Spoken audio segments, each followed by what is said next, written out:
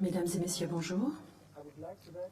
Je souhaite vous souhaiter la bienvenue aujourd'hui à ce 4e panel de la conférence de Tiergarten sur la sécurité coopérative en Afrique. Cette conférence de Tiergarten est la conférence internationale organisée par la Friedrich-Ebert-Stiftung sur le thème de la coopération internationale. Et depuis 2012, de nombreux représentants de la politique responsable et experts se réunissent pour discuter et analyser les problèmes stratégiques et pour développer différentes options d'action.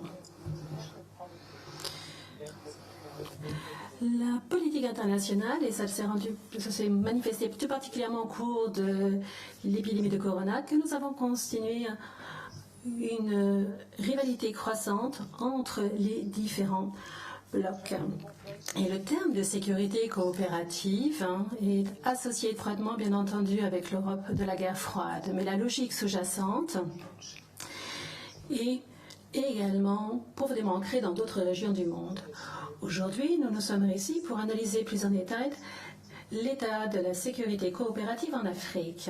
L'Union africaine a été fondée en 2002 pour remplacer l'Organisation de l'unité africaine. Et après l'expérience dramatique du Rwanda et de la guerre civile au Somalie, où les interventions dans les affaires intérieures d'autres pays ont été impossibles, le principe de la non-interférence a été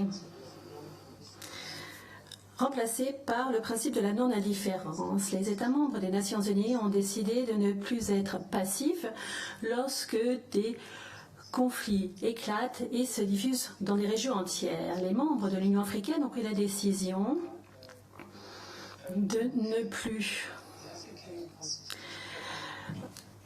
être passifs, et l'axe constitutif est le premier traité international de l'Union africaine qui inclut le droit à l'intervention humanitaire dans d'autres États. Et le protocole fondateur du Conseil de sécurité et de la paix de l'Union africaine peut être considéré comme étant le protocole fondateur d'une telle approche et fournit également, grâce à ce Conseil de paix et de sécurité, un véritable mandat pour pouvoir intervenir.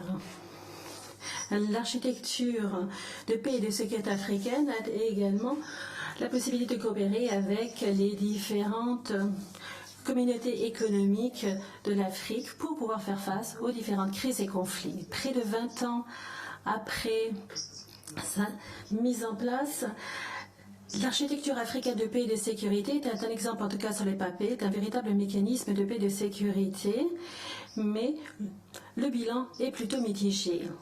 Car si cette architecture a bien réagi dans certaines situations de crise, cette architecture a cependant échoué dans d'autres cas. Et parfois, les instruments n'ont pas fonctionné correctement ou les mécanismes n'ont pas été adaptés ces dernières années.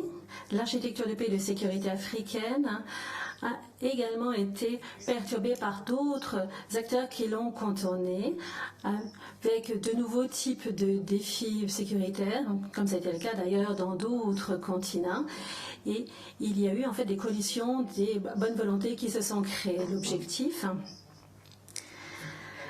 cette logique a été suivie dans différentes régions d'Afrique, et notamment avec l'émergence des mouvements islamistes, notamment avec Boko Haram, mais également des mouvements islamistes dans le Sahel.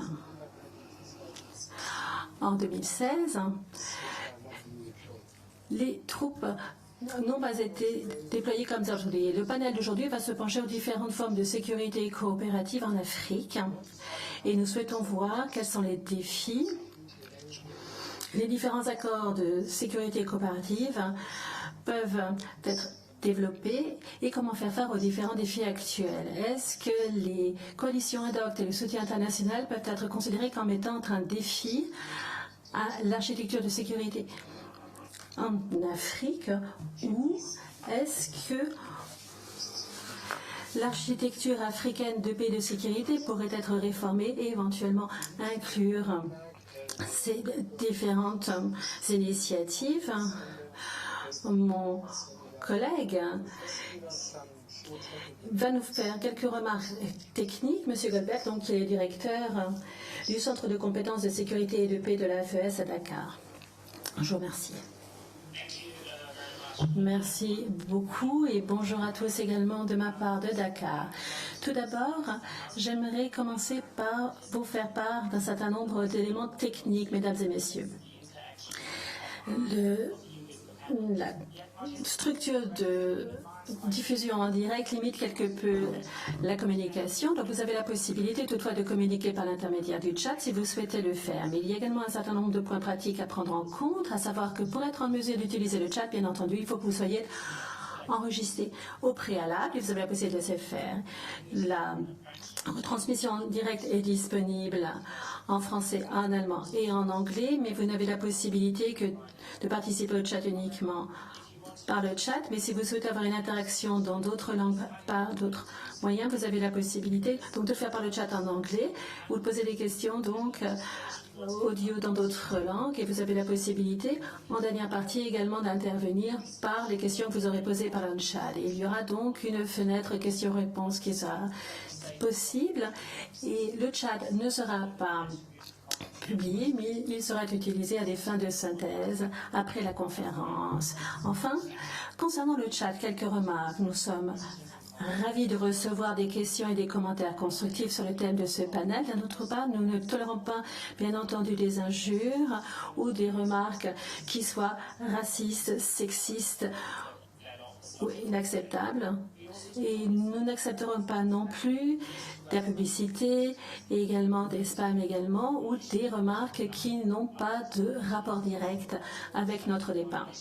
Nous avons une équipe qui contrôlera le respect de ces différentes règles et qui supprimera de tels commentaires le cas nécessaire. Je vous remercie tous et je vais vous présenter sans plus attendre les intervenants de cette journée. Nous avons donc Christoph Matschi qui est membre du Bundestag allemand qui au quart de son deuxième mandat, s'est consacré essentiellement au thème de la politique étrangère et il se consacre notamment au thème de l'Afrique. Au cours de cette période législative, il fait partie de la commission des affaires étrangères du Bundestag et il est également le porte-parole du groupe parlementaire du SPD sur les affaires étrangères du donc SPD en 2004 à 2017. Il a été membre du Parlement régional de la Thuringe. Il a également été, dans sa région également, ministre de Sciences et de la Culture, et c'est de 2002 à 2004. Il a également membre du Parlement. Il a occupé de nombreuses fonctions. Il a été notamment secrétaire parlementaire également pour le ministère de l'Éducation et de la Recherche au niveau fédéral. Et nous vous remercions d'être parmi nous aujourd'hui. Christophe. Et je vais continuer à présenter les différents membres du panel. Et je vais commencer avec le professeur Ulf Engel, qui est professeur de politique en Afrique à l'Institut d'études africaines à l'Université de Leipzig en Allemagne. Il est également un professeur invité auprès de l'Institut pour les études de sécurité à Addis Abeba à l'université. Donc, en Éthiopie, il est également un professeur extraordinaire auprès du service de sciences politiques de l'Université de Stellenbosch en Afrique du Sud. Et depuis 2006, il est également conseiller auprès du département de paix et de sécurité de l'Union africaine sur les différents thèmes d'alerte précoce ainsi que la prévention des cancers et de la diplomatie préventive. Je continue à présent avec le professeur Catherine Derick également, qui est une chercheuse auprès du Centre des études européennes de l'Est ainsi que les États baltes à l'Université Sorbonne de Stockholm. Elle travaille également sur les projets géopolitiques concurrents dans le cadre du secteur de la sécurité et des affaires militaires en Afrique également. Elle fait partie d'un groupe de recherche sur le continentalisme, la géopolitique et étudie également la formation des grands espaces politiques d'une perspective historique comparée. Et elle fait également des synthèses sur des projets tant en Afrique, en Eurasie, en Europe, en Amérique latine et elle est également diplômée d'une thèse de l'Université de Leipzig. Enfin, je souhaiterais vous présenter également Abdi Ante, qui est l'ancien ministre de la Planification ainsi que de la coopération internationale en Somalie et membre du board de l'Institut d'héritage pour les études politiques, un groupe de réflexion en Somalie. Monsieur Ante est un commentaire qui publie très largement et c'est également un analyste réputé sur la Corne de l'Afrique également. Il a travaillé pendant 12 ans auprès de la BBC pour South Africa, mais également pour Al Jazeera en anglais. Il est également titulaire d'un diplôme de journalisme et d'un diplôme de sciences politiques également de l'université Hopkins Johnson à Washington DC. Nous vous remercions d'être parmi nous, monsieur.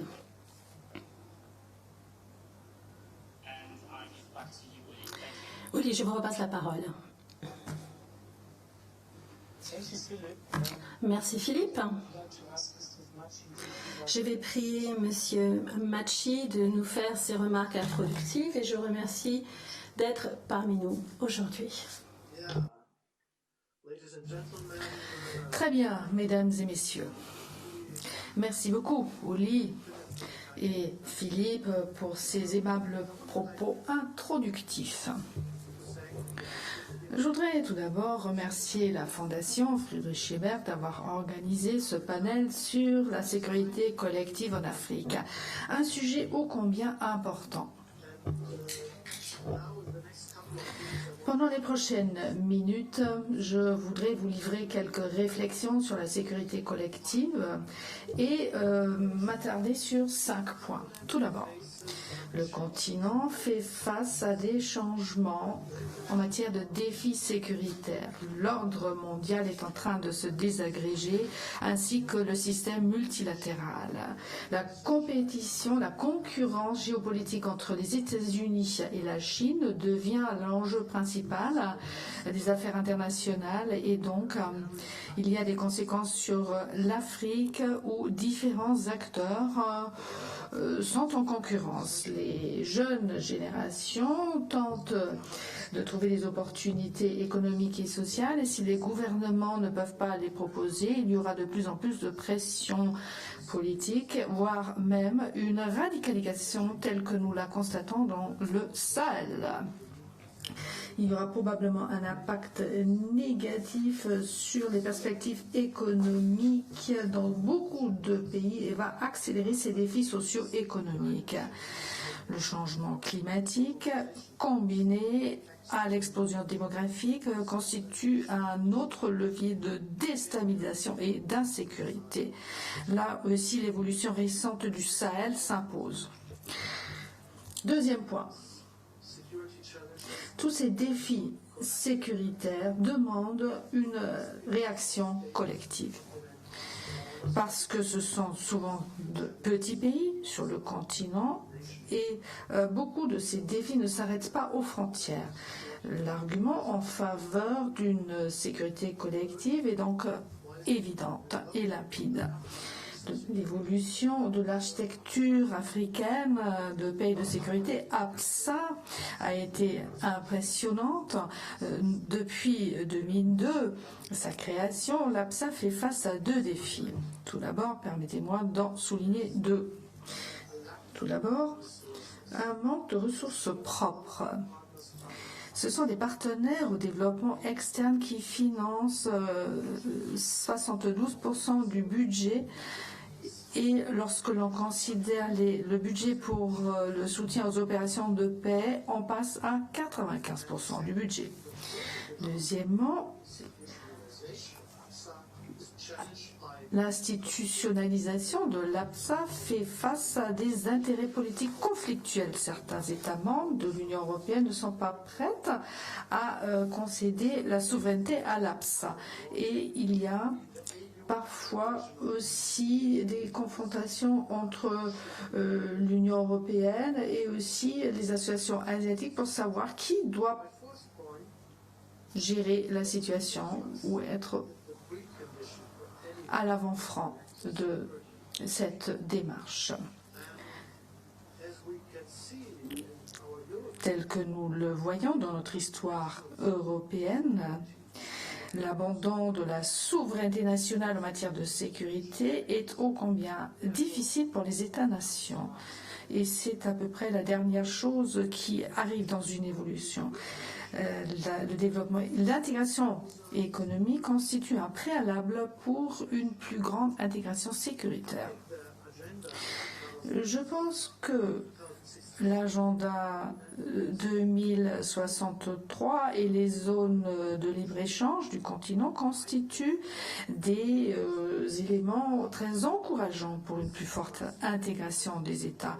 Voilà pourquoi je pense qu'une sécurité collective plus efficace pourra se dégager. Dernier point, une telle évolution prendra du temps. L'Allemagne et l'Union européenne s'intéressent de près à une bonne évolution de l'APSA.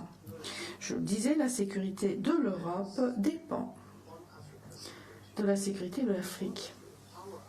Afin de renforcer les capacités de l'APSA, il faut s'attendre à une démarche de longue haleine. L'Afrique et les pays européens font face à des défis court terme de sécurité. Pensez par exemple au terrorisme dans le Sahel. Ces défis doivent être relevés à court terme, alors que l'APSA n'est pas encore prête pour gérer ce type de scénario. Et il faudra donc s'en remettre à une coalition à l'avenir également. Il y a certes une contradiction entre les intérêts long terme d'une APSA efficace et les intérêts de court terme pour faire face aux défis sécuritaires actuels et brûlants, comme dans le Sahel. C'est un défi pour tout le monde. Il nous faut faire en sorte que ces intérêts se rejoignent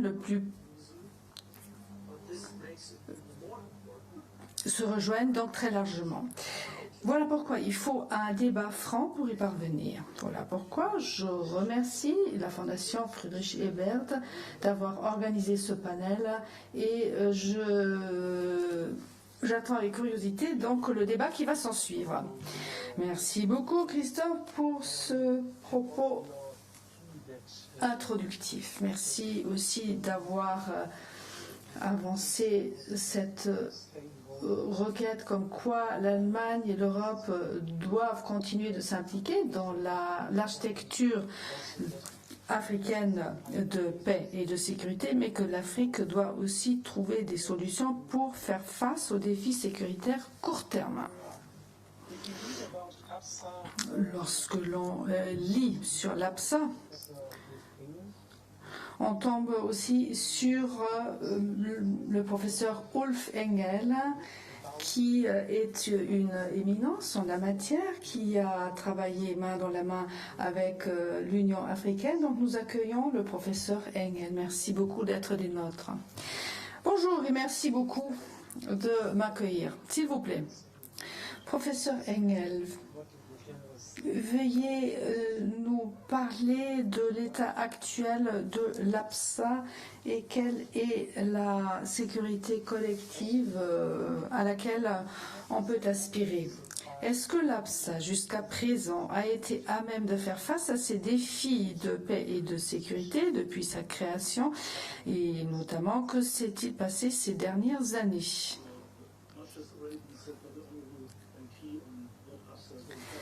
Eh bien, Monsieur Machi nous a déjà expliqué ce qu'est l'APSA, qui a donc été mise en place par le Conseil de paix et de sécurité. C'était un plan ambitieux de créer une architecture africaine, et ce panel donc englobe 5 partenaires différents. Il y a aussi un système d'alerte. La plupart de ces institutions fonctionnent bien, qui ont donc été mises en place, donc les communautés économiques régionales, les mécanismes régionaux et surtout donc le Conseil de paix et de sécurité.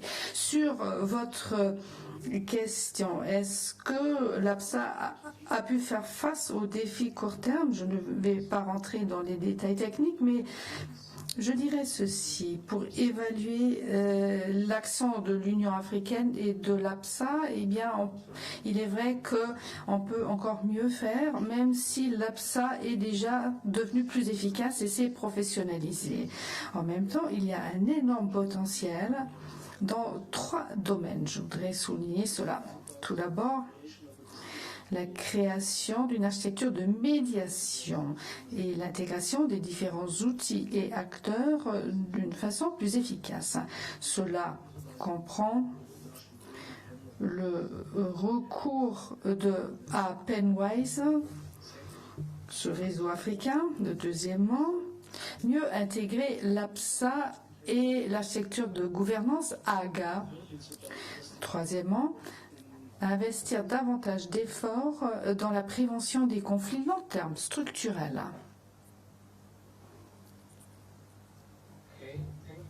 Bien, merci beaucoup. Vous parliez de l'intégration de l'architecture, donc de l'APSA et de l'AGA. Qu'est-ce que vous entendez exactement par cela et à quoi pourrait-on s'attendre si ces deux organismes étaient bien intégrés? L'AGA se base sur un document adopté en 2007, entré en vigueur en 2012. C'est la Charte africaine sur la démocratie, la gouvernance et les élections. Ce sont des valeurs internationales et des pratiques visant à améliorer les structures gouvernementales et de gouvernance dans les différents pays. L'APSA et l'AGA sont construits autour de départements de l'Union africaine séparés. Et si tout va bien, il y aura une fusion des deux l'été prochain. Donc il y aura un département pour les affaires politiques, la paix et la sécurité. C'est là un élément majeur du changement. Et cela permettra de mieux lutter contre les risques qui se dessinent et permettre aux élus de mieux réagir. Cette réforme institutionnelle ne concerne pas seulement la fusion de ces deux grands organismes, mais c'est aussi l'introduction d'un principe nouveau et de la distribution également des postes au sein de cette commission. Depuis 2004, il y a donc eu une certaine façon donc, de construire cet organisme et nous avons un nouvel organigramme qui suit des principes régionaux, ce qui suit d'ailleurs les préceptes des Nations Unies. Le défi est de créer un workflow entre ces bureaux qui rend hommage en fait à la nature transfrontalière des conflits auxquels l'Afrique fait face en ce moment.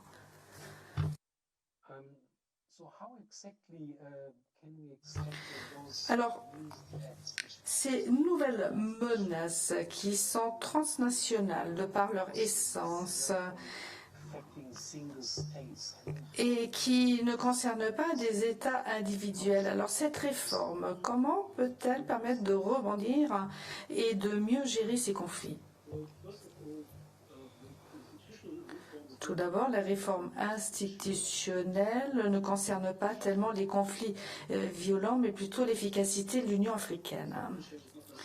Certains changements n'auront pas forcément un impact direct sur le processus de coordination de la réaction. Et la question de l'architecture de médiation a besoin également d'une intégration plus efficace. L'intégration de l'APSA et de l'AGA n'est pas seulement une question administrative, c'est très politique et demande une bonne pratique de la coordination. On peut aussi mieux faire en matière de prévention long terme et de structure en la matière, alors que les outils sont déjà là, notamment en ce qui concerne l'évaluation de la résilience des différents pays. La division du travail entre l'Union africaine et les autres organismes seront débattus le mois prochain. Il y aura un nouveau Memorandum of Understanding qui verra le jour sur la coopération et aussi le principe de subsidiarité et son application à l'avenir.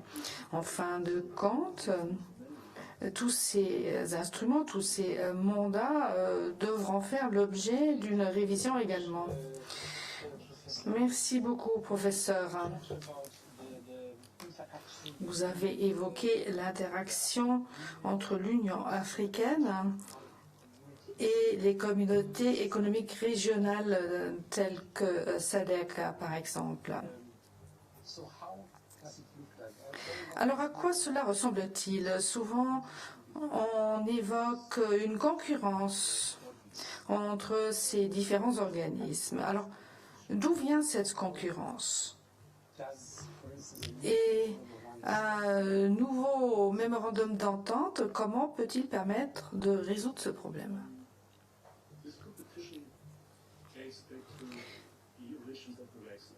Cette concurrence relève de l'origine, en fait, de l'Eurex. Cela a été créé à la fin des années 70, ravivé dans les années 90. Et à l'époque, l'idée de l'intégration africaine était avancée par les REX. Et cela a été retourné. L'Union africaine est maintenant une structure pour coordonner les REX. Et bien sûr, la proximité avec la CEDEAO permet de mieux rebondir aux évolutions en Gambie, au Mali, etc. Il y a parfois un débat sur ce que pourrait être la meilleure approche, notamment entre l'UA et la CEDEAO et les membres des REC. Il y a une division du travail un peu différente qui fait que il y a plus d'attributions qui ont été déléguées à la SADC, par exemple, notamment, par exemple, au Mozambique et les nouvelles tensions, en fait, concernant cette région. Je ne suis pas sûre de savoir quels seront les mécanismes politiques de ce mémorandum d'entente pour mieux harmoniser l'AU et les REX. Depuis 10 ans, ça a plutôt pas mal marché dans certains domaines, par exemple la prévention des conflits. Nous avons aussi des mécanismes ad hoc qui se profilent de plus en plus. Cela concerne par exemple les processus de Djibouti et de Yaoundé où l'UA tente de coordonner différents acteurs dans la région qui vont à travers en fait les régions africaines traditionnelles. Merci beaucoup. Vous avez dit qu'il serait bienvenu de mettre en place un mécanisme de médiation amélioré. C'est ce que l'on voit déjà dans les documents. Alors, comment est-ce que cela fonctionne? Ici, dans l'Afrique de l'Ouest, par exemple, avec ce qui s'est passé, par exemple, au Mali et en Gambie, que faut-il améliorer? Quelles sont les prochaines étapes qui s'imposent pour améliorer la donne? Pensez aux outils de l'UA, notamment les hauts représentants qui s'intéressent donc soit à certains conflits dans les pays ou entre pays. Il n'y a pas de mécanisme de coordination ou de briefing entre les médiateurs et les représentants de la Commission. Et il n'y a pas non plus d'enseignement tiré, il n'y a pas de mécanisme par rapport à cela. Les envoyés spéciaux n'ont pas de budget propre et dépendent de parties tierces. Donc, le panel, le groupe des sages, donc, n'est pas suffisamment bien utilisé et devra être renforcé, doté d'un budget propre notamment. Ces expériences par rapport aux conflits qui sont coordonnés, donc les actions qui sont coordonnées par l'Union africaine, pensez par exemple au Madagascar,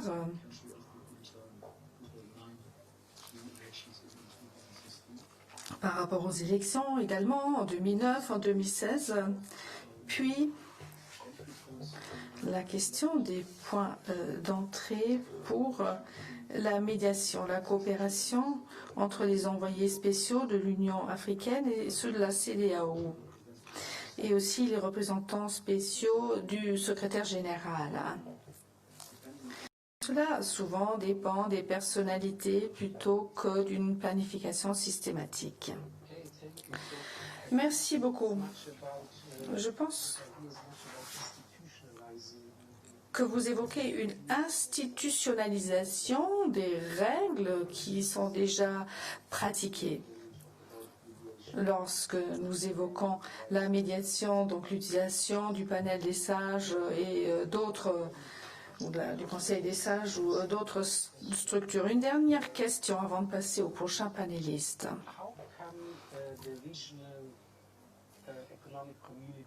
Les communautés économiques régionales, pourquoi ne parviennent-elles pas à faire face à certaines menaces de ces dernières années? Lorsque, par exemple, certains pays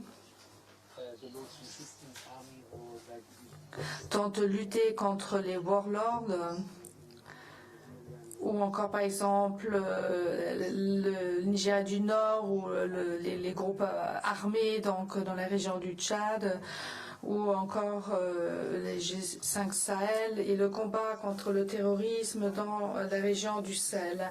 Pourquoi certaines communautés économiques régionales, donc REX, ne se sont pas lancées parce qu'elles l'ont fait auparavant? C'est une bonne question. Je pense qu'il y a plusieurs réponses à cela. Tout d'abord, et le député l'a dit, c'est le changement de la nature des conflits. Nous avons les cyberguerres aujourd'hui, etc. Et donc les outils traditionnels ne fonctionnent plus. Beaucoup d'interventions militaires et non militaires par le passé n'ont pas attaqué la racine des conflits et l'intervention s'est faite sur le tard. Ces interventions ne concernent pas le caractère précaire de ces conflits. Prenez par exemple le Mali, où lorsque la situation a fait l'objet d'une escalade, il y a eu des acteurs étatiques qui sont intervenus pour combattre les terroristes. Il y a aussi des structures locales qui sont fortement impliquées dans l'organisation des conflits violents et font plutôt partie du problème que de la solution. Si vous prenez la façon dont l'armée nigériane lutte contre Boko Haram et prenez le Mozambique qui lutte contre Dagabe, ce n'est pas utile du tout. Ce sont des violations des droits humains flagrants que l'on constate, un manque de stratégie et d'intégration, et pendant des années, un manque d'intérêt aussi par rapport aux effets donc, de contagion à d'autres pays. Très bien, merci beaucoup. Il est évident que cette coalition des volontaires ne peut pas tout faire. C'est vrai que parfois il peut y avoir une réponse assez rapide, mais en ce qui concerne la légitimité d'une part, mais aussi les droits humains d'autre part, ces coalitions ne répondent pas tout à fait aux conditions que nous souhaiterions voir. Katharina Döring. Et chercheuse donc à l'Institut de recherche pour les États baltes et de l'Europe de l'Est. Merci d'être parmi nous. Ces coalitions ad hoc que nous voyons à l'heure actuelle, dans la région du Sahel notamment, qu'elles ont la confiance des chefs politiques africains, mais également européens? Quelle est leur crédibilité, notamment au cas de la CEDEAO ou au sein de l'architecture africaine de paix et de sécurité? Moi, je poserai la question quelque peu différemment. Je pense que c'est une type de politique qui est vitale et je pense que nous avons peut-être plus conscience de cela à l'heure actuelle que par le passé, que cette architecture africaine de paix et de sécurité, que l'Union africaine, notamment lorsque je parle des personnes, des chercheurs. Vous avez tellement d'acronymes. De quoi s'agit-il? Non, ce sont des personnes, il y a des intérêts politiques, il y a des gouvernements, bien entendu, qui soutiennent ces différentes structures. Il faut le réaliser. Notamment en ce qui s'agit du G5 Sahel et la situation actuelle dans la région du Sahel avec tant de mécanismes différents, tant d'acteurs différents, eh bien, il y a un jeu politique également, il y a des agences et Christophe Match avait déjà mentionné l'un de ces 5 points, à savoir le rôle politique de la Chine et de la Russie. Et je pense que pendant longtemps, on a ignoré qu'il y a des visions géopolitiques de tous ces différents acteurs. Et lorsque vous voyez la façon dont la sécurité et le Sahel s'articulent, il faut en avoir parfaitement conscience. Donc ce n'est pas forcément une perte de confiance, mais disons que le champ s'est considérablement élargi. Et j'aimerais ouvrir quelque peu le contexte pour le G1, le G5 Sahel, parce qu'on en a mentionné, et il est particulièrement visible à l'heure actuelle. Bon, d'où vient ce G5 Sahel? C'est également une question qu'il faut comprendre également. Et si nous revenons en arrière, pas uniquement au dernier coup d'État il y a un mois, mais en 2012, et l'évolution de la situation au Mali, nous avons constaté que la CEDEAO avait réagi très rapidement. Cette fois-ci également, la réaction a été très rapide. Il y a une médiation qui a été mise en place très rapidement également, en réaction donc à la situation sécuritaire. Et la CEDEAO a proposé de déployer également la force d'ECOWAS, et c'était également le cas en 2012. Et c'était cette force en attente. Donc, et il y a eu cette mission du CEDEAO au Mali pour faire face également au conflit armé dans le nord du pays. Et une fois de plus, elle a été rejetée à plusieurs reprises par le Conseil de sécurité des Nations Unies qui ne souhaitait pas donner un mandat à cette action. Bien entendu, il y avait des problèmes de logistique notamment, avec l'absence de stratégie de sortie. Il y avait également des problèmes techniques qui étaient parfaitement donnés, mais nous avons les mêmes problèmes également avec la force commune G5 Sahel. Et avec cette force commune G5 Sahel, eh bien, il y a des partenaires donateurs qui sont parfaitement prêts à verser des fonds, qui n'étaient pas prêts à verser au préalable à la force de la CEDEAO. Et il y a eu la transformation de cette force de la CEDEAO en une force de l'Union africaine qui a été déployée en 2013 également. Lorsque les Français ont déployé leurs troupes, eh bien, la CEDEAO a également déployé ses forces. Donc vous voyez le contexte dans lequel nous avions des acteurs régionaux locaux qui étaient prêts à s'engager, et ce à une beaucoup plus grande échelle, mais qui n'étaient pas soutenus à l'époque. Quand il s'agit à présent de la mise en place également du G5 Sahel en tant qu'organisation en 2014, en tant qu'organisation régionale, eh bien, c'était la Commission de l'Union africaine au préalable qui avait compris l'importance de rassembler les différents pays riverains du Mali avec la procédure de Nouakchott qui avait été mise en place également. Il y avait 11 pays de l'ensemble de la région qui étaient tous partie intégrante donc cette dynamique. Donc c'est allée de la Libye. Et bon, c'était une approche beaucoup plus globale, mais cela n'avait pas été perçu de manière particulièrement positive. En tout cas, il n'y a pas un véritable soutien. Et qu'est-ce que les partenaires européens ont fait lorsqu'ils ont soutenu le G5 Sahel? Eh bien, qu'est-ce qu'ils ont fait? C'est qu'ils ont miné en fait le processus d'intégration qui avait été entamé par la CEDEAO, et ce, il y a près de 30 ans. Et comme l'intervenant précédent dit, eh bien, cette intégration économique, cette intégration à long terme de la région. Eh bien, il y a énormément d'intégration transfrontalière, économique également, parce que bien entendu, il y a du commerce, les personnes communiquent et c'est de manière informelle. Donc la CEDEAO a, au niveau formel, vraiment développé cette région, intégré cette région et maintenant, nous avons à nouveau une organisation régionale qui attire également les fonds. Donc ça, c'était ma brève intervention introductive. Merci, Katharina. Nous avons constaté dans ces coalitions ad hoc qui ont été mises en place qu'elles ont toutes été autorisées a posteriori par l'Union africaine et que, par exemple, dans le cas du G5 Sahel, qu'ils ont signé un mémorandum d'accord avec la CEDEAO au mois de juillet 2018. Dans le cas du G5 Sahel, comment voyez-vous la coopération entre le G5 Sahel et la CEDEAO? Y a-t-il une coopération pertinente? Le mémorandum d'accord qui a été mis en place a été mis en œuvre. Qu'en est-il? Je ne dirais pas qu'il y a une coopération significative. Il y a une communication accrue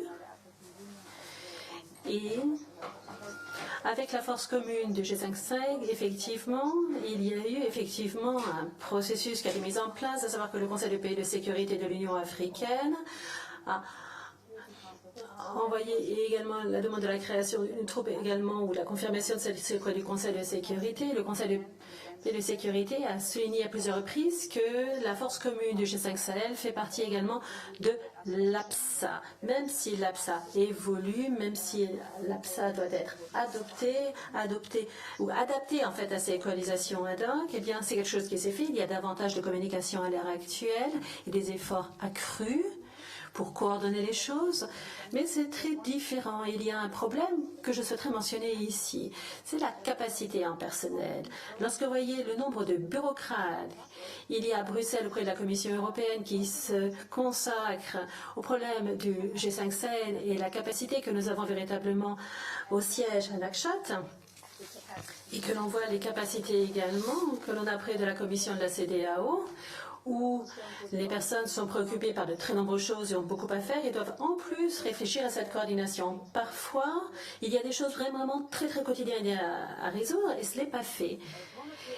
Et j'ai parlé à une des personnes qui a participé au sein de la commission de la CEDEAO qui essayait d'avoir au préalable une coopération avec le G5 Sahel, avant même qu'on en parle beaucoup, avant même le mémorandum d'accord, mais il n'était pas possible de participer aux réunions car il y avait d'autres choses à faire et il n'était pas possible non plus d'avoir en fait l'autorisation de s'y rendre. Et ce sont vraiment des défis techniques quotidiens qui font que cet idéal de la coopération est très difficile et à cela s'ajoutent également les problèmes politiques que nous avons au sein du G5 Sahel parce que ce sont des mécanismes politiques. Qui est-ce que vous incluez, qui vous excluez, qui participe? Merci. Peut-on dire que la ratification de ces coalitions ad hoc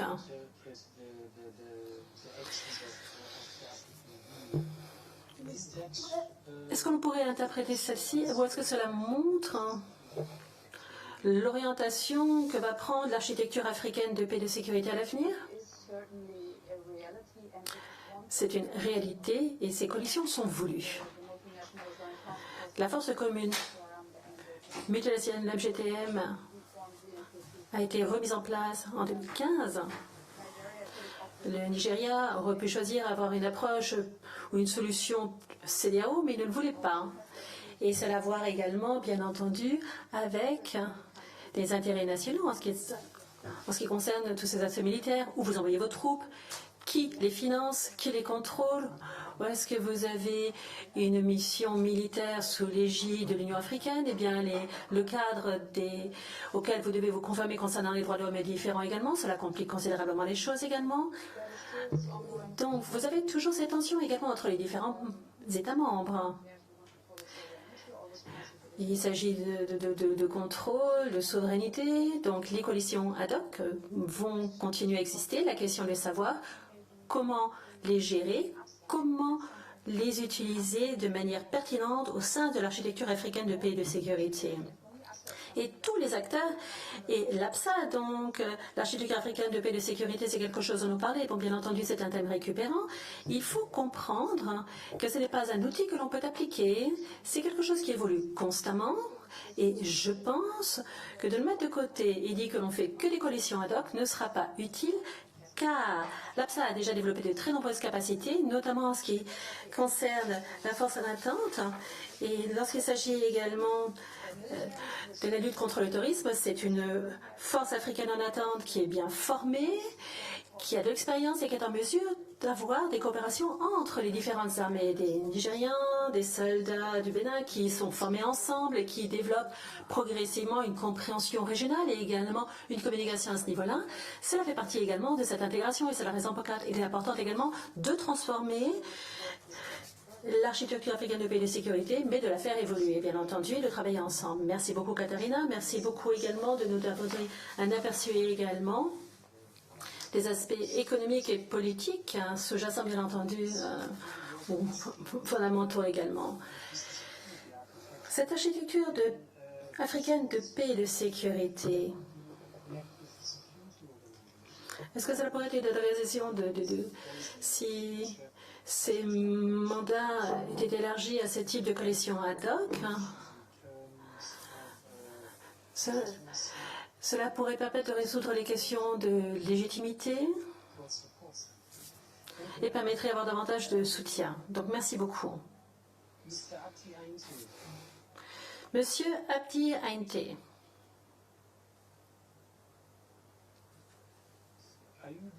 Est-ce que vous m'entendez? Oui, je vous entends. Merci beaucoup. Passons à l'autre côté de l'Afrique, l'Afrique que vous connaissez particulièrement bien.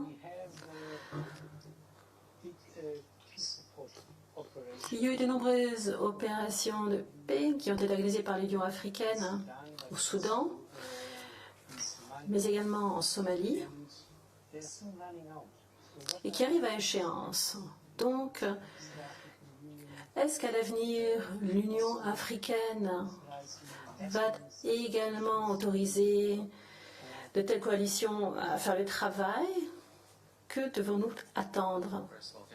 Tout d'abord, merci de m'avoir invité. Je pense qu'il est important de mentionner, en ce qui concerne les missions au Soudan et en Somalie,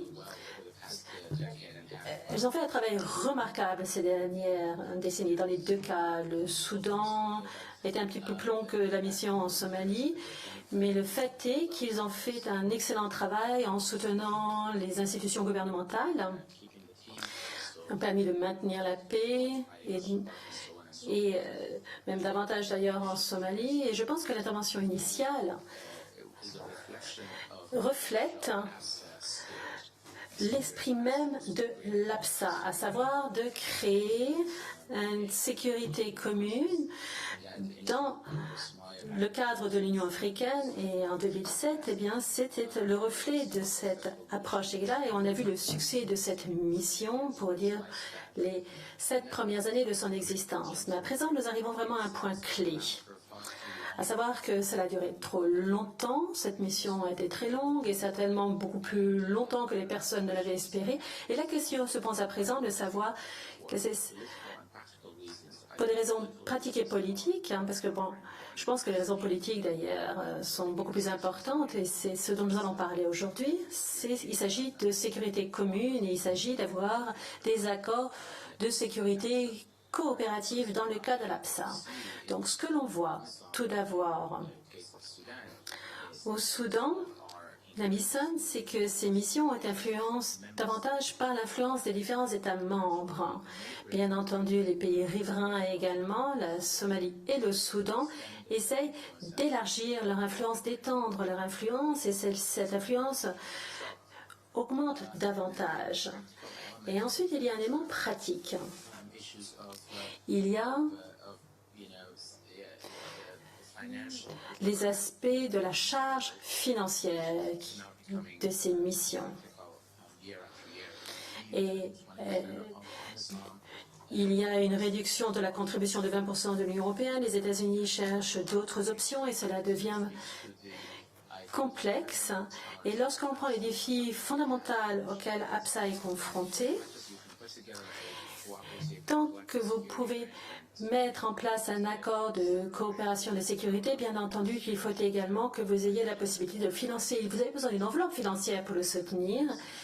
Et manifestement, c'est ce qui manque à l'heure actuelle en Afrique. Merci beaucoup. Il semble qu'il y ait une certaine concurrence entre ces différents accords sécuritaires. Comme vous l'avez déjà mentionné, c'est une question de financement aussi, très souvent, comme vous l'avez dit. Nous avons entendu Christophe Matchy dire que 95% du budget de la paix de l'Union africaine vient de financement extérieur. Mais vous avez déjà mentionné que l'influence des pays voisins, tels que la Somalie et le Soudan, est devenue très évidente. Est-ce qu'ils vont former une coalition entre eux pour continuer leurs intérêts ou poursuivre leurs intérêts nationaux? Manifestement, ils n'ont pas les mêmes intérêts nationaux. En Somalie, vous avez également les intérêts du Kenya également qui ne sont pas convergents, bien entendu. Donc vous avez plus en fait des concurrences que des collaborations. Et il faut l'avoir à l'esprit. Vous avez bien entendu également des intérêts nationaux, géopolitiques également, et vous avez également l'influence de la politique nationale. Et le problème se ressent davantage en Somalie qu'au Soudan à l'heure actuelle. Ce que l'on constate dans d'autres contextes, c'est que certains pays forment des coalitions ad hoc pour défendre les intérêts régionaux, mais plus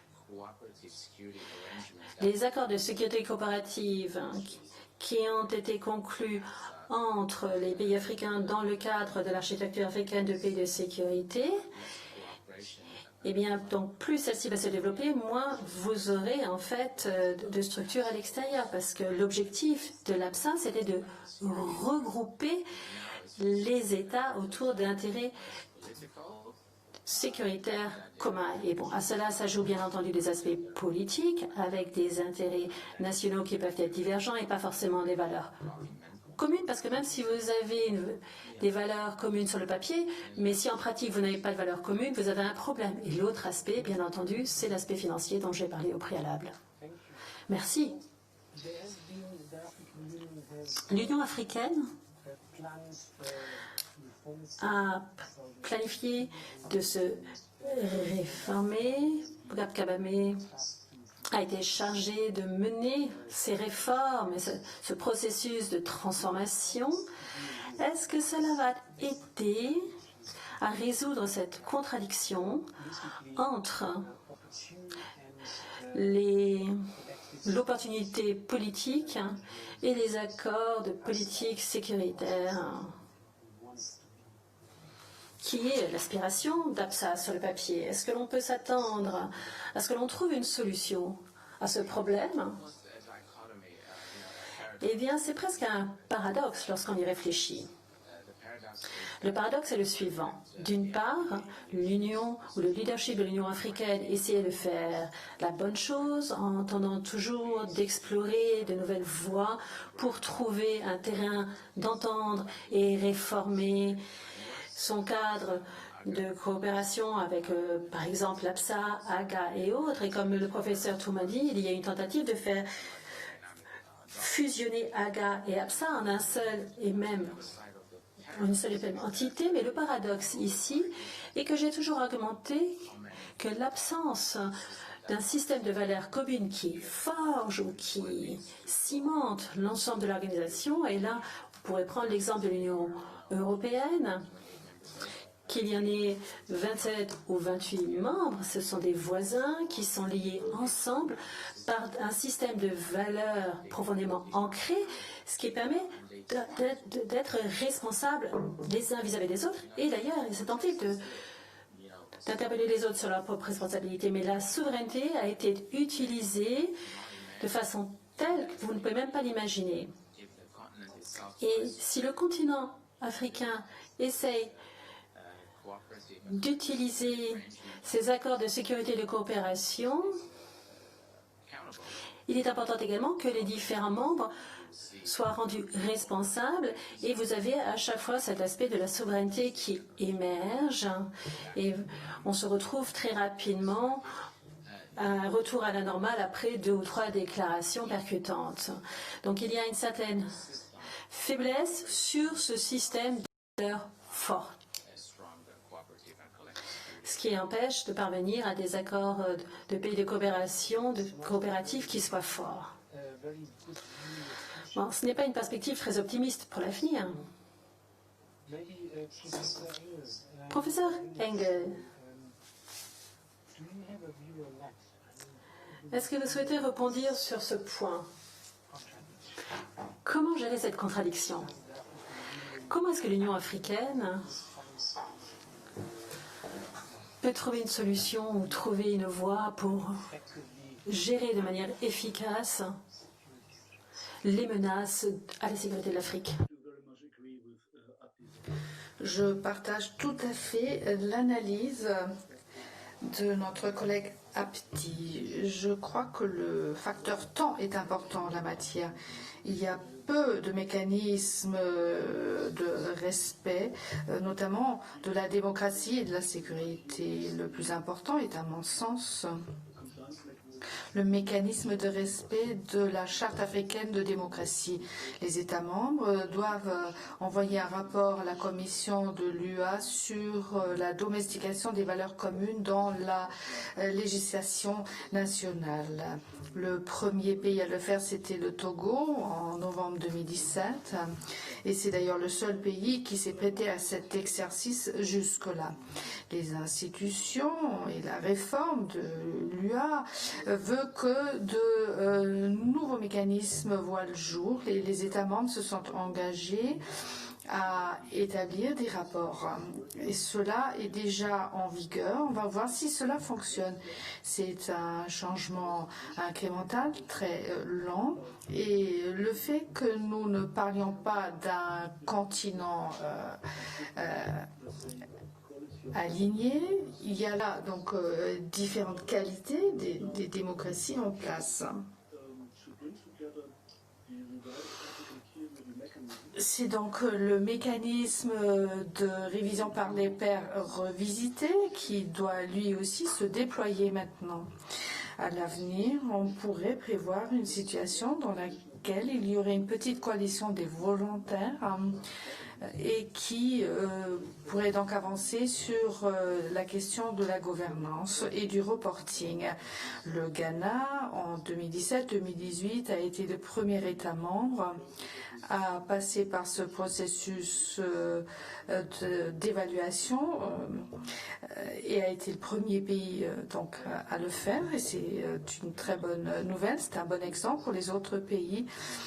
Et quelques autres pays aussi se sont associés à cette démarche. Donc on pourrait imaginer une situation où après les élections de la commission, des postes au sein de la commission au début de l'année prochaine, on voit cela, et qu'un nouveau dynamisme pourrait en découler, permettant de rassembler un petit nombre d'États qui veulent vraiment faire vivre les valeurs existantes sur le papier. La question est de savoir quelle sera l'envergure de cette coalition. Et il faut que certains donc montrent la marche à suivre et que d'autres suivent. Très bien. Vous évoquez une coalition des volontaires pour le reporting et les valeurs démocratiques. Une sorte d'auto-réglementation. C'est très intéressant. À quel moment verrons-nous une nouvelle génération de leaders ou de gouvernements africains plus actifs, avec davantage de valeurs communes? Que pensez-vous de ce débat? Le Ghana, le Togo, vous l'avez dit, constituent certains exemples. Alors, est-ce qu'il y a la lumière au bout du tunnel hein, par rapport donc, à cette auto-réglementation? Je serai prudent. Je me souviens du dernier débat sur les nouveaux leaders africains. C'était d'ailleurs des scientifiques américains qui ont avancé cela. Il y a bien sûr là une contradiction. Les leaders dans des pays autoritaires produisent un dynamisme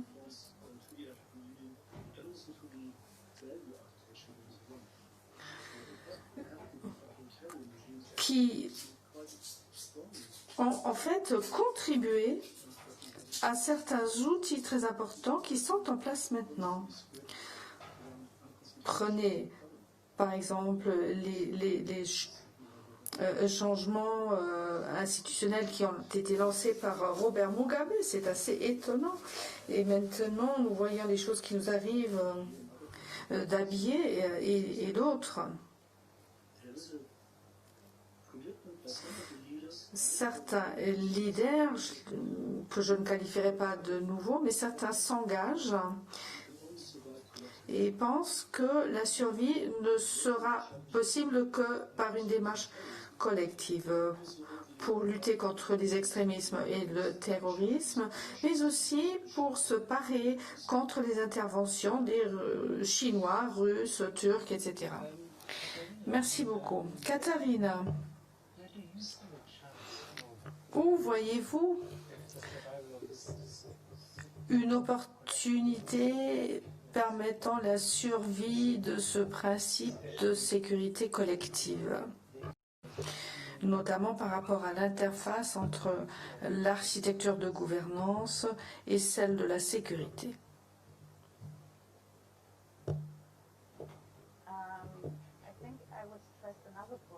Je soulignerai un autre point. Ulf souligne l'importance du leadership politique, ce qui comprend aussi les présidents.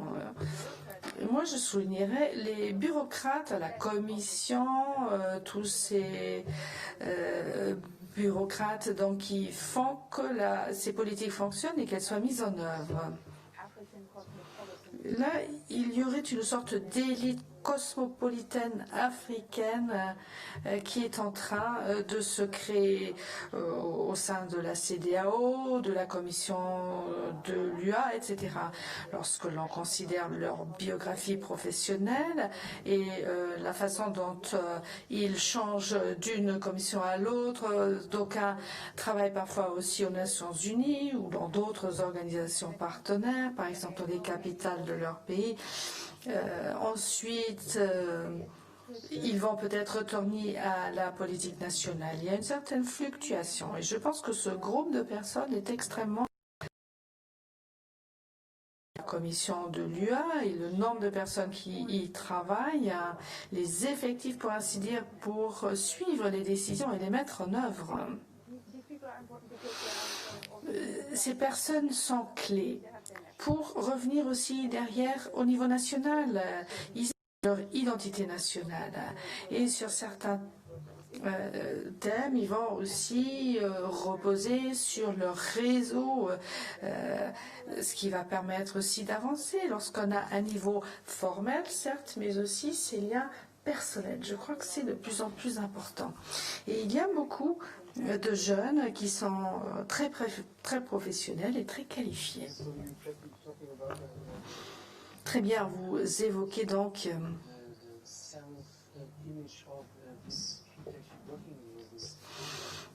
l'image et le ressenti de ces personnes qui travaillent dans ces institutions. Et d'ailleurs, c'est un débat que l'on connaît aussi au sein de l'Union européenne, où les fonctionnaires de l'Union sont beaucoup plus européens que beaucoup des États membres dont ils sont issus. Oui. Les valeurs partagées, les normes partagées sont clés en la matière. Et lorsque l'on parle à ces gens-là, c'est vraiment un sentiment de communauté, en fait, qui se dégage. Philippe, est-ce que nous avons des questions à l'adresse des panélistes de la part de notre public? Oui, nous avons reçu déjà certaines questions, mais je vous invite tous à poser d'autres questions, il nous reste du temps.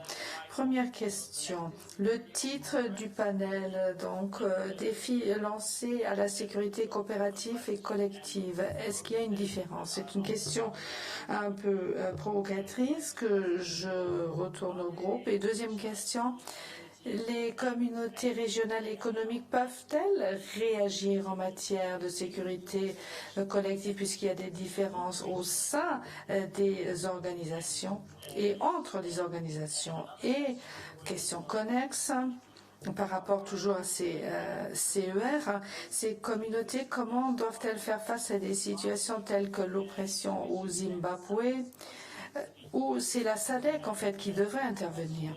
Quatrième question, je me demande si l'armée nigérienne ne devrait pas lutter contre des groupes tels que Boko Haram en raison des violations des droits humains. Et si ce n'est pas eux, qui alors devrait le faire? Je vais reformuler. Je me demande si l'armée nigérienne ne devrait pas lutter contre Boko Haram en raison des violations des droits humains. Et qui alors devrait intervenir si ce n'est pas l'armée nigérienne elle-même? Voilà les 4 questions que nous avons reçues jusque-là via le chat. Très bien.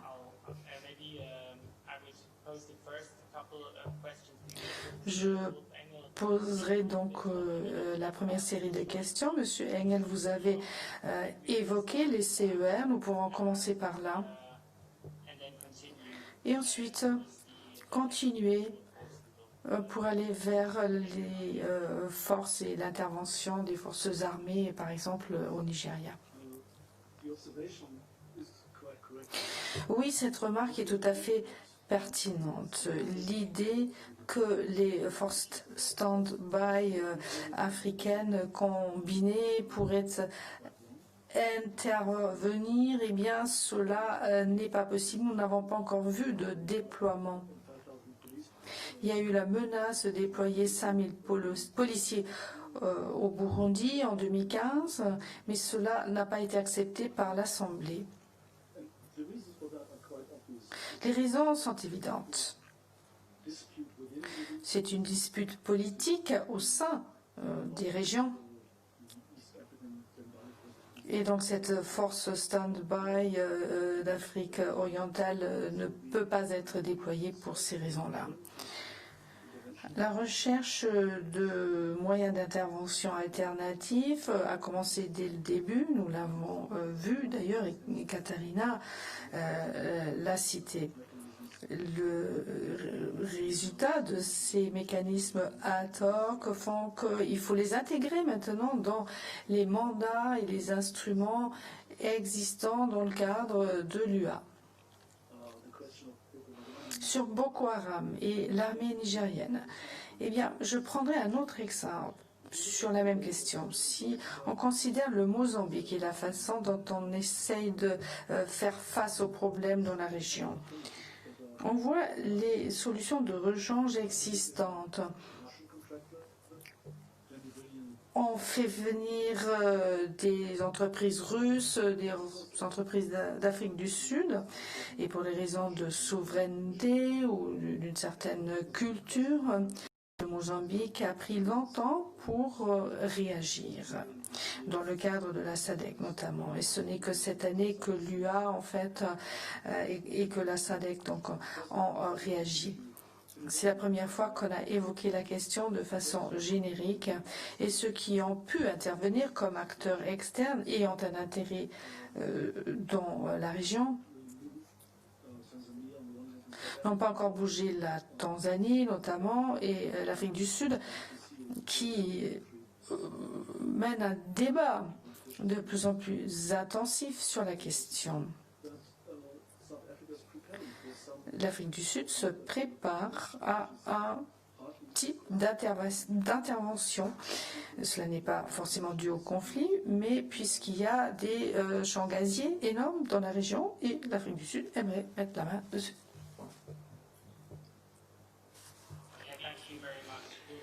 Merci beaucoup, Ulf. pour cette réponse très complète.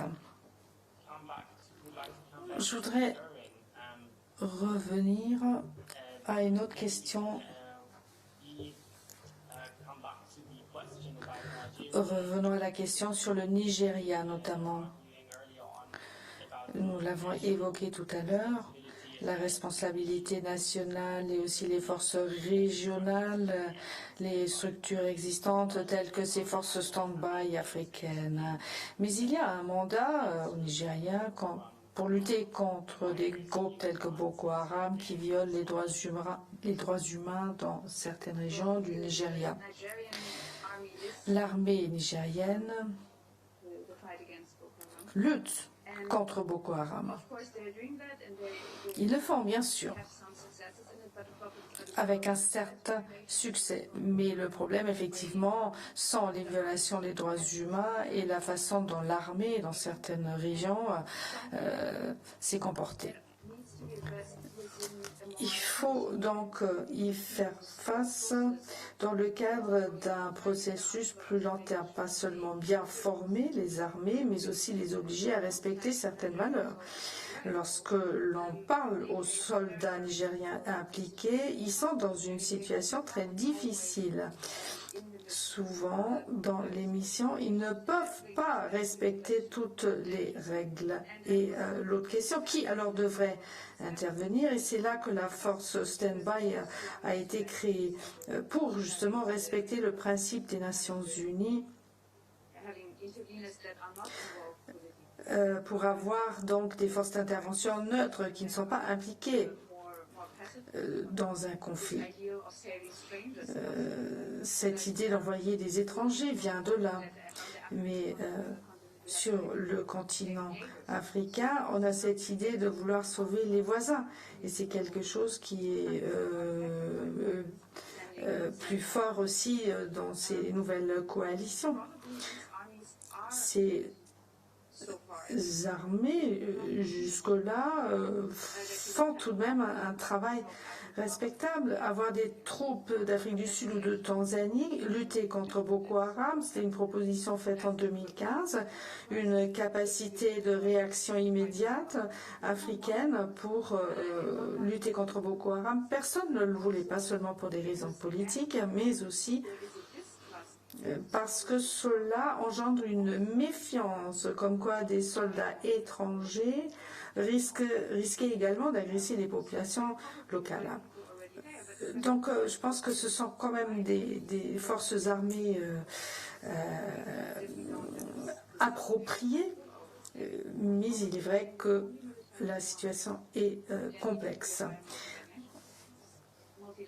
Il faut une approche multidimensionnelle pour ces troupes, ce qui comprend aussi des composantes civiles, etc.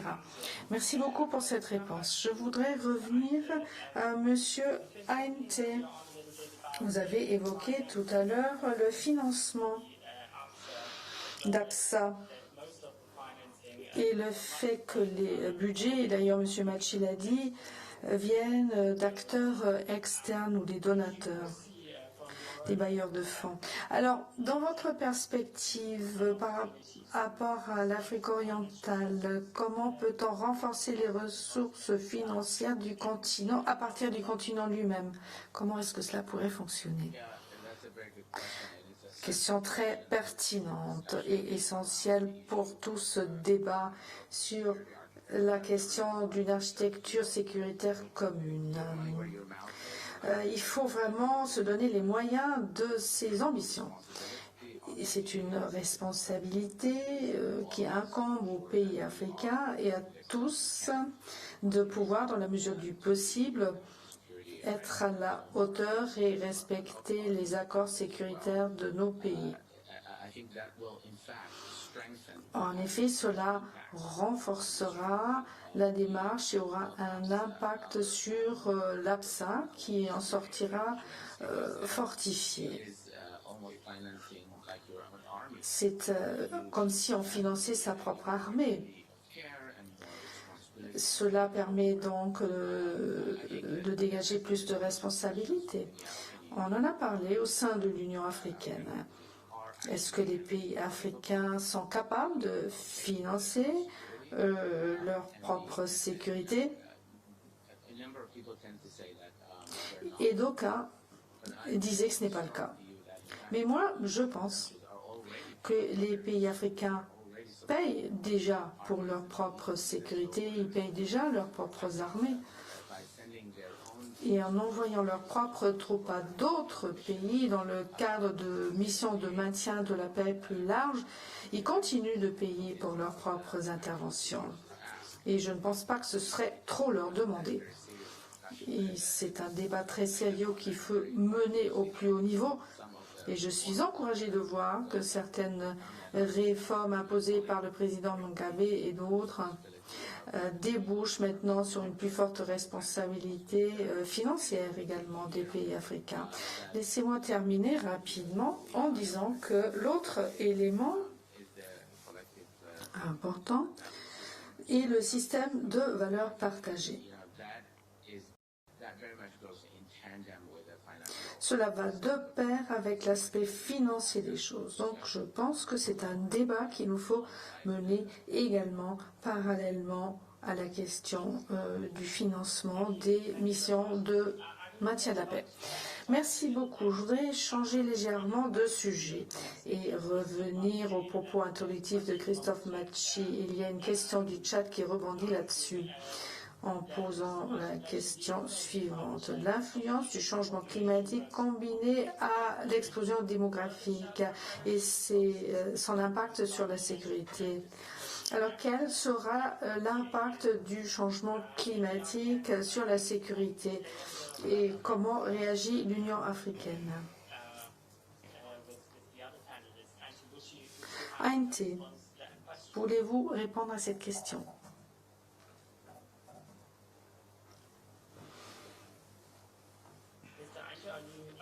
Est-ce que vous êtes toujours là, monsieur ANT? Oui, oui, oui. Vous m'entendez maintenant? Oui, merci. Pouvez-vous répondre à la deuxième partie de votre question? Oui, je revenais donc au propos de monsieur Matchi et l'impact du changement climatique sur la sécurité. Quels seront les défis pour la sécurité collective en Afrique et aussi pour l'Union africaine? C'est une question posée dans le chat. Encore une question pertinente. Le dérèglement climatique constitue déjà un défi majeur pour les pays africains. Cela n'a pas été malheureusement une priorité pour la plupart des États membres ou en collectif, alors qu'on commence à en parler beaucoup maintenant. Le fait d'admettre que le réchauffement climatique et le dérèglement climatique sont un risque pour la stabilité du continent.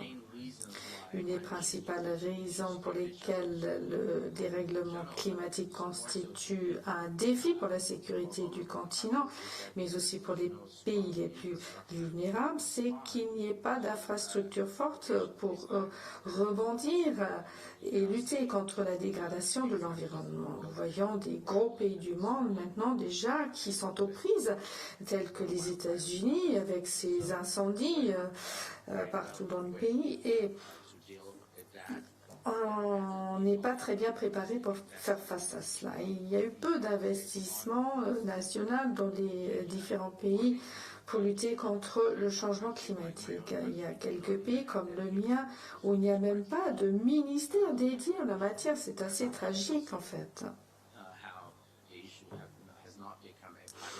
Donc cela montre bien que le changement climatique n'est pas pour l'instant une priorité politique.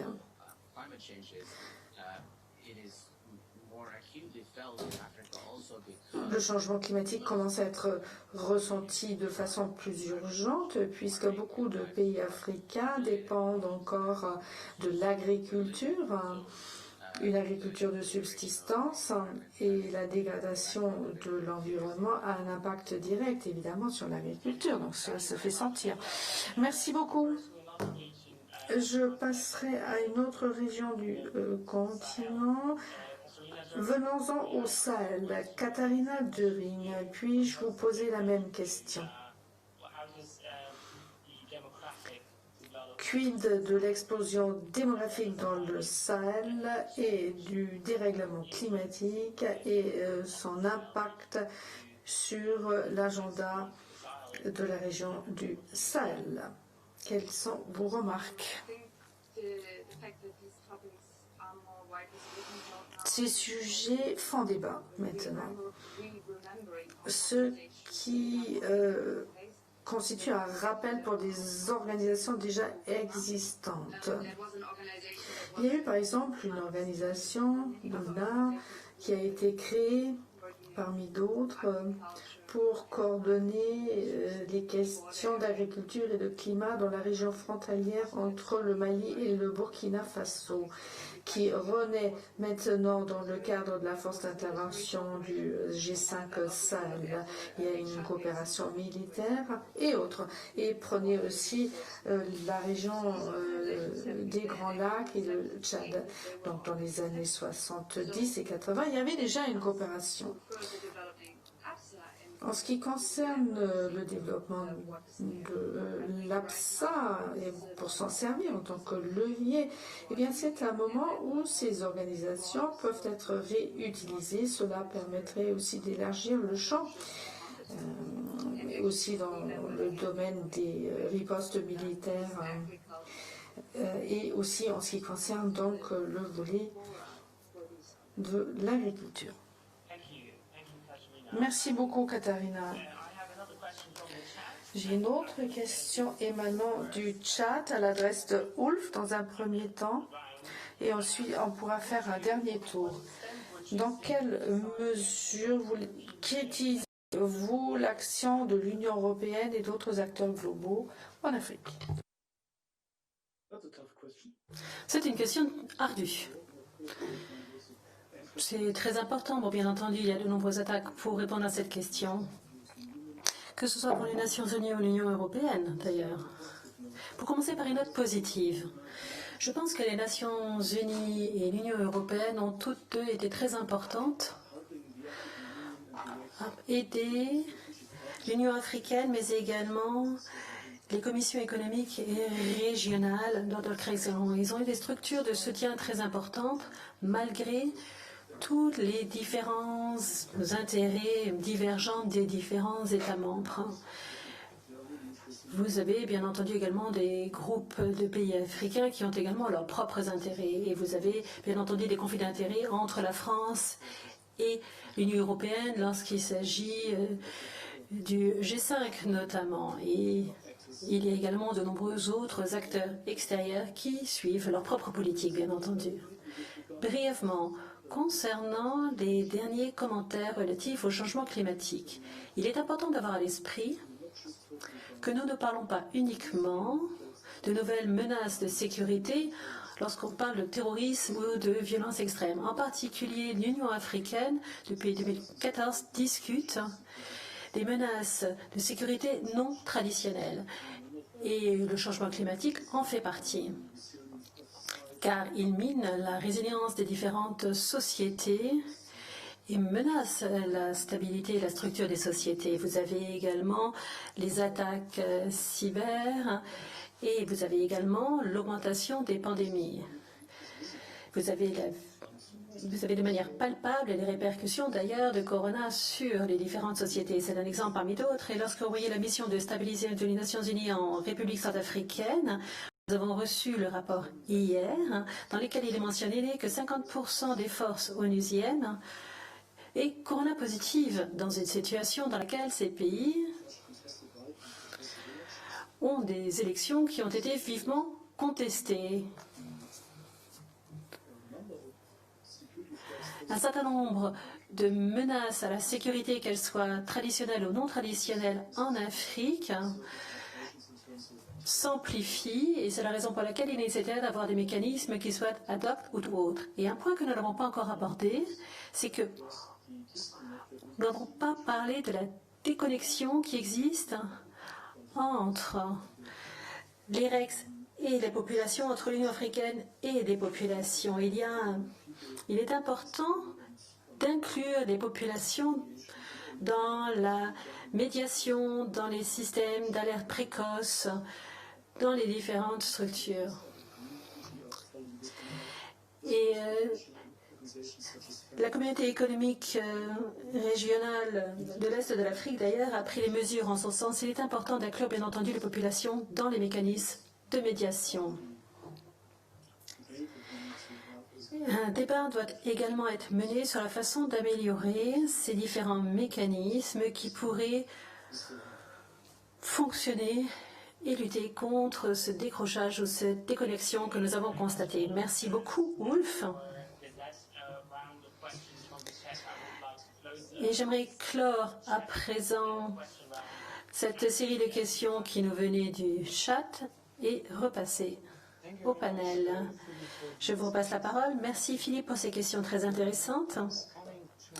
Nous arrivons quasiment à la fin de ce panel, mais avant de clore, j'aimerais poser à chacun des membres du panel une déclaration d'1 minute de clôture.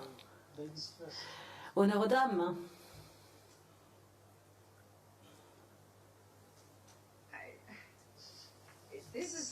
Ça, c'est dur, parce que c'est un thème très complexe.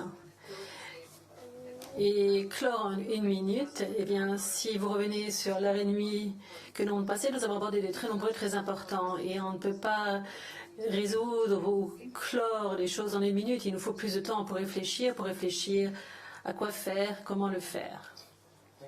Merci, Katharina. Monsieur Ainte, est-ce que vous pourriez clore, s'il vous plaît? Merci, je vais être très bref. Je dirais que l'Union africaine a fait des progrès considérables ces dernières décennies dans ses réformes. Elle attendait de réformer ses différentes stratégies, notamment en ce qui concerne l'architecture de paix et de sécurité commune. Mais tant ce qu'il s'agit de l'application de la mise en œuvre pratique sur le terrain, je pense que nous sommes encore confrontés à des défis considérables, notamment en ce qui concerne bien entendu également le financement de cette architecture, mais également lorsqu'il s'agit d'un système de valeurs commun. Donc, je serai pour que l'on réfléchisse davantage à ces 2 points pour que les pays africains puissent se tenir mutuellement responsables et mettre en place un système de valeurs communes qui soit conforme aux intérêts des pays, mais qui permette également de garantir également que les intérêts géopolitiques limités d'un pays donné prennent le pas sur les intérêts collectifs. Merci beaucoup, Abdi Ante. Et enfin, et pas des moindres, le professeur Wolf Engel. La conclusion d'1 minute. Je suis bien entendu avec ce qu'il vient de dire, à savoir qu'il s'agit d'une instrumentalisation et d'une institutionnalisation de solutions. Et c'est un processus en cours et il va falloir trouver bien entendu une coalition de volontaires qui soit prête à prendre les rênes de telles mesures et ce dans tous les domaines. Merci beaucoup. Merci beaucoup pour ces déclarations très brèves. Et il n'est pas très facile de clore sur ces conclusions. Et nous arrivons d'ailleurs quasiment à la fin du temps qui nous est imparti. Ce que j'ai retenu de ce panel, c'est qu'il faut reconnaître l'importance de l'architecture africaine de paix et de sécurité, qui est un outil, un mécanisme africain dont l'objet est d'assumer la responsabilité de la sécurité africaine. Et l'APSA a des objectifs très ambitieux, mais est confronté à un certain nombre de défis, notamment de nouvelles menaces, mais également des intérêts nationaux très forts et des politiques nationales également dominantes. Et ce qui se passe en Afrique, c'est ce qui se passe également dans d'autres continents, à savoir qu'il y a de nombreux acteurs qui se détournent du multilatéralisme et nous constatons également donc cette tendance dans d'autres régions, en particulier en ce qu'il s'agit des conflits qui émergent entre ces coalitions de volontaires. L'architecture africaine de paix et de sécurité souhaite être importante sur le continent. Il est important de trouver un consensus entre les États et la synthèse des besoins de l'autre. Il y a donc cette synthèse prévue entre l'APSA d'une part et l'architecture panafricaine de gouvernance AGA de l'autre. Il faudra voir sur quoi est-ce que cela va déboucher. Et un défi également considérable que je vois, c'est que les États africains doivent vraiment se donner les moyens financiers de leurs ambitions. Il faut augmenter le financement, notamment en ce qui concerne la force africaine en attente, notamment si les fonds ne sont pas mis à disposition, il est plus que peu probable que l'on voit à terme une force africaine en attente qui soit en mesure d'intervenir. Les coalitions ad hoc représentent également une alternative rapide et forte, mais elles ne peuvent pas, bien entendu, remplacer des missions de stabilité et de rétablissement de la paix. Dans certains instants, cela peut bien entendu être un pis-aller, mais ce qui est évident également, c'est qu'il y a un manque de légitimité. Nous avons entendu récemment parler en Mali du fait que la CEDEAO perdait de plus en plus de crédibilité vis-à-vis de la population malienne, ce qui m'a beaucoup surpris. Et ces coalitions sont bien entendu soumises de plus en plus aux intérêts nationaux, notamment dans la Corne de l'Afrique. Les intérêts des pays voisins ne sont pas toujours convergents. L'architecture africaine de paix et de sécurité doit s'adapter aux nouvelles réalités. Elle doit agir de manière plus pragmatique vis-à-vis de la nouvelle réalité et des nouvelles menaces de sécurité. Il y a également des modestes progrès qui ont été réalisés dans le domaine de la médiation. C'est quelque chose qu'il convient de développer davantage, et d'autant plus que c'est à moindre coût. Le processus de réforme annoncé et a été décidé par l'Assemblée des chefs d'État en 2016 et j'arrive à présent à la fin de notre panel. Mesdames et messieurs, je souhaiterais remercier nos différents panélistes, le professeur Engel, Madame Dering, Monsieur Engel et également Christophe Machi pour son intervention introductive également très provocatrice. Et j'aimerais également remercier nos auditeurs et nos auditrices. Restez en bonne santé. Merci beaucoup.